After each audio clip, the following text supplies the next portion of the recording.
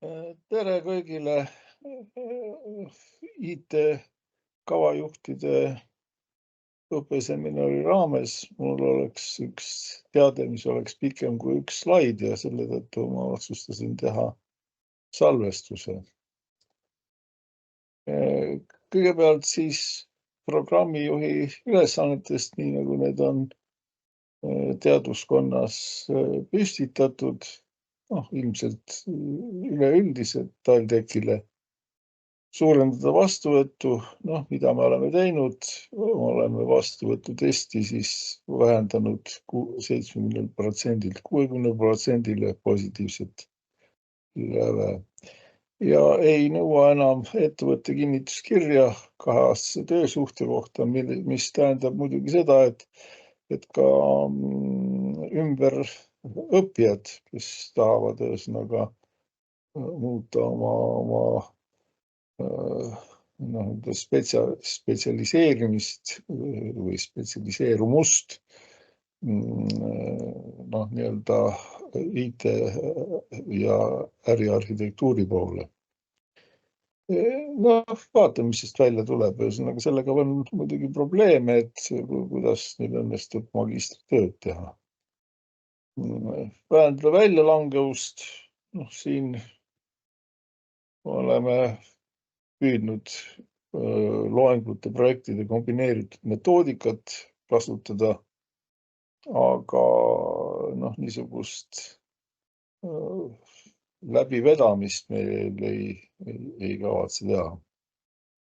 Suurendada tähtaegselt lõpetajate arvu, see on ühesõnaga magistritööde, positiivsete magistritööde. Magistritöödega alustame esimest õppenädalast. See on ka siis nii-öelda YouTube'is on need ka võimalik teistel vaadata. Igale magistrandile määrame personaalse superviisori. Igal superviisoril on siis umbes 4-5, oleneb, kui palju on siis selles vastuvõtus neid magistrante. Rühmatööd on suunatud üldiselt ikkagi magistritöö nagu ettevalmistamisele. Minul programmijuhina on iganädalane Teamsi vastuvõtt magistritöö teemadel ja mittekaitsnutega me suhtleme ka nii-öelda jõudumööda. Siis naiste osakaalu suurendamine, siin olen juba pannud et see on tehtud, selles mõttes, et meil nagu naiste puudust ei ole. Nüüd põhiline sõnum sellest ettekandest oleks see, et me elame uues maailmas ja seda uut maailma küllaltki palju määratleb äriarhitektuur. Ja seda just selle tõttu, et see on strateegia instrument. Nii-öelda kui strateegia kui niisugust ettevõttest rääkida, siis on siin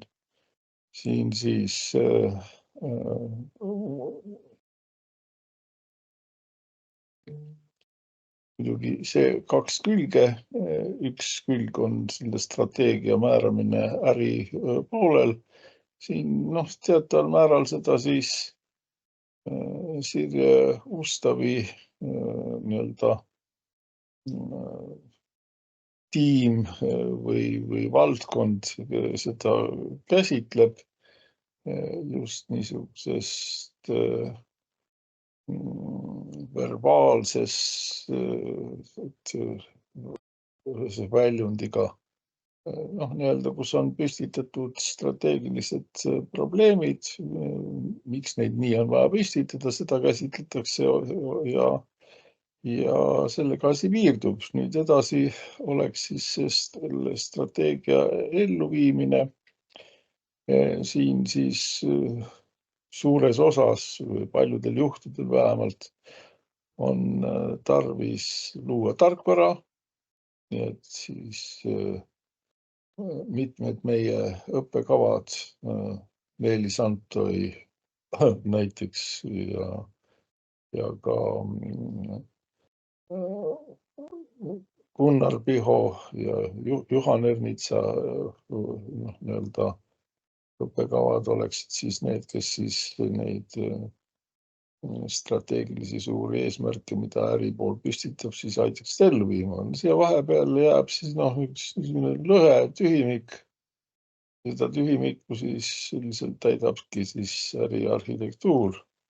Suures see protsess näeks välja nii, et strateegia määratleb, missugust arhitektuuri oleks vaja kasutada, äriarhitektuur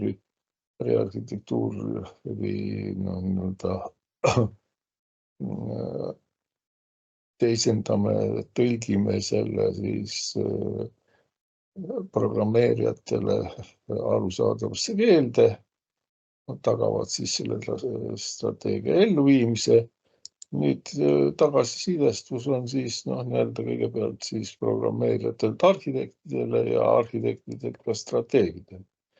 Niisugune oleks see üldine protsess ja siin oleks siis kindlasti vaja meile või arhitektidele partnereid nii äripoolelt, aga ka siia kuuluksid spetsialistid, mitmesugused, kes olenevad ja keda TalTech ette valmistab strateegiaprotsessis, aga kindlasti ka siis tarkvaraarendajad, programmeerijad.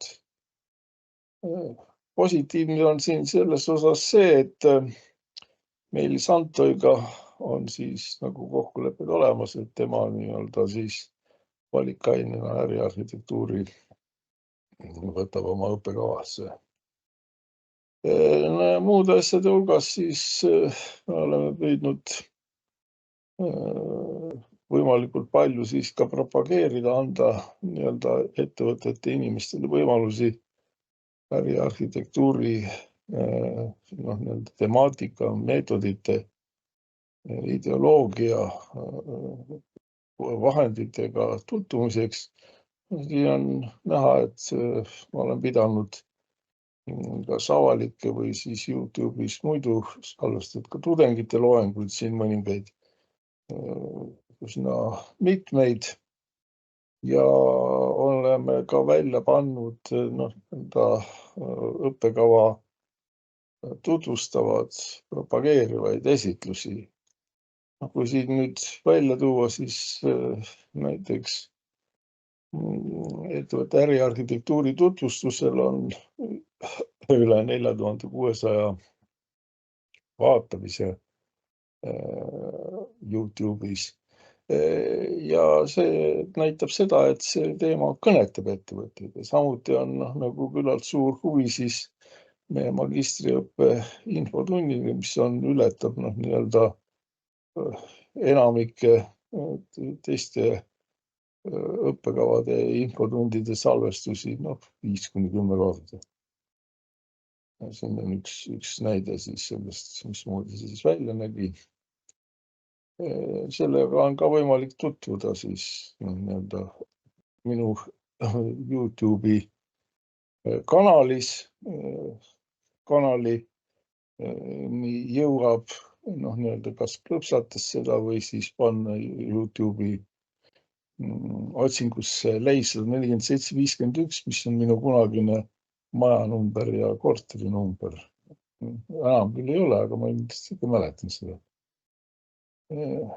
Nüüd teine nii-öelda üks asi on siis YouTube'i loengud, avalikud või ka tudengite loengud väljapanekud. Ja teine moment on, et me tegime spetsiaalse aine, mis on mõeldud mitte infosüsteemide analüüsi ja kavandamise õppekava magistrantidele, kõikidele ülejäänutele. Tähendab, aine, kus me tahame seda äriarhitektuuri propageerida selleks, et saada partnereid nii äri poolelt, spetsialistide poolelt kui ka programmeerijate poolelt. Ja et see oleks siis kõikidele hästi tudengitele valikuainena hästi nii-öelda meelepärane, siis on meil siin rühmatöö, mis oleks siis, millest ma räägin ka, millest see rühmatöö seisneb. Aga siis eksami hinne nagu näha, on siis määratud ainult rühmatöö alusel 100%. No ja see siis üldiselt tähendab seda, et meil on siis mingis mõttes tegemist puhta project-based learning'uga, kus kogu hinne määratakse siis selle projekti alusel. Nüüd ma panin siia ka veel selle, et selle aine kood ilmselt siis muutub Meelis Antoi vastavalt siis ICD ja mingisugune number, aga tähendab, see nagu ei muuda midagi, see hindamismeetod ja jääb kõik samaks. Eksam siis on siis selle projektipõhise rühmatöö kaitsmine, tavaliselt strateegia loomise atribuutidele, missioon, visioon, tulemuse eesmärgid, tegevuse eesmärgid lisanduvad siin siis võimekuste kaardi analüüs ja võimekuste põhine planeerimine. Nii et see võimekuste põhine planeerimine, selle lõpptulemus siis olekski selle eksami hinde aluseks.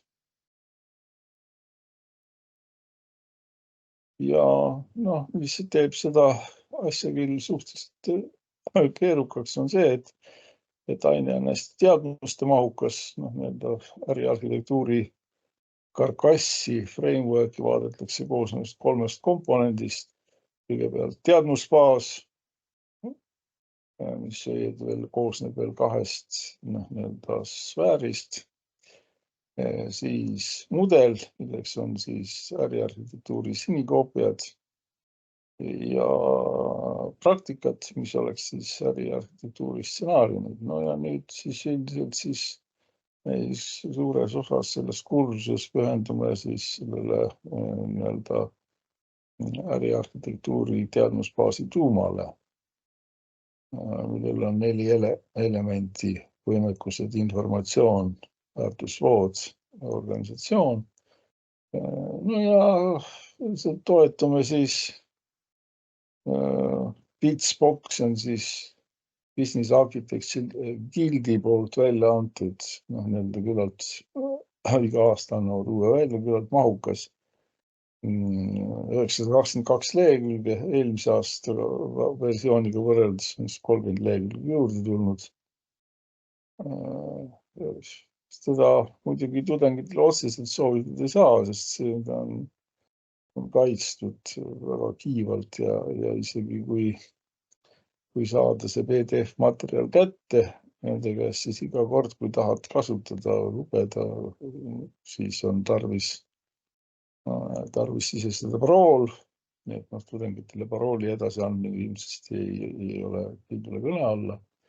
Ja ka koopiaid, näiteks slaidide jaoks ei saa sealt teha muidu kui Movaviga ja siis ka ainult pilti ja seda siis võib-olla OCR-iga siis veel teisendada tekstiks. Nii olen mina tihti veel teinud. Nüüd mikrokraadi kava õppeained, need vastasid siis sellele äriarhitektuuri teadmusbaasi tuumale, võimekused, väärtusvood, informatsioon, ja organisatsiooni siis käsitleme siis niivõrd kuivõrd siis kõikides ainetes. Ja siin ka siis on see muudatus ICD koodiks on kavas, et see mikrokraadi kava jääb siis ka muidu põhimõtteliselt samaks. Ja nüüd veel väike propaganda, miks seda äriarhitektuuri vaja on. Kõigepealt ta on kõikide äristrateegia protsessis osalejate äripool, arhitektid, programmeerijate üks ja ainuke võimalik ühiskeel, mida siis kõik võivad mõista ja kasutada selles strateegiaprotsessis. Ja teiseks siis kindlasti elluviidava strateegia loomise instrument. niisugune oleks siis selle äriarhitektuuri roll ja mille tõttu siis ma arvan, et absoluutselt kõikides TalTechi õppekavades peaks olema võimalus meil kasvatada insenere, kes on võimelised osalema strateegiaprotsessis ettevõttes. Nüüd me ise oleme ka mõtisklenud iseenda üle ja meie tegevuse aluseks on timmitusliin. Kui seda siis nagu veel mida siit eriti rõhutada, siis oleksid siis kõigepealt nii õppekava õppejõudude kui ka siis väljalaske parendamine, kas siis järk-järguliste väikeste muudatustega, Kaizen või suurte muudatustega, Kaku oleneb, mis on siis tarvilik. Ja Heijunka, mis tähendaks siis seda, et me tahaksime vältida niisugust ravelemist, et kord teeme midagi liiga palju, kord liiga vähe. Selle jänese stohastilise hüppamise asemel tahaksime siis niisugust kilpkonna rahulikku, aga kindlat liikumist eesmärgi suunas. Ja meie väärtusteks selle juures oleks siis lugupidamine nii õppejõudude kui ka magistrantide kui ka oma kolleegide suhtes teistest õppekavadest TalTechis ja ka ettevõtetest, kompetentsus õppejõududel ja tahame seda siis ka luua oma magistrantidele ja kindlasti pühendumus. Ja sellega seoses siis meie missiooniks oleks olla äriarhitektuuri selle tõhusa rakendamise oskusteabe kandjaks nii TalTechis kui ka võib-olla laiemalt. No ja siit tuleneb ka siis visioon, mis oleks siis äriarhitektuuri kui strateegia loomise instrumendi tagamine nii õppeprotsessi tulemusena kui ka siis sellena, missugused on siis need väljundid, keda me siis anname välja, nii et see visioon äriarhitektuuri levitamine, tema tegemine kõikidele nende kättesaadavaks kui strateegia loomise instrumenti on siis õppekava visiooniks. Ja kokkuvõttes oleme selleks nii tugevust kui ka väga olulised on selle eriala juures magistrantidel ka kasvatame eetilisi tõekspidamisi ja väärtusi, sest strateegilised otsused on hästi olulised ja nende tegemine, nende selles protsessis osalemine on äärmiselt vastutusrikas. Tänan tähelepanu eest.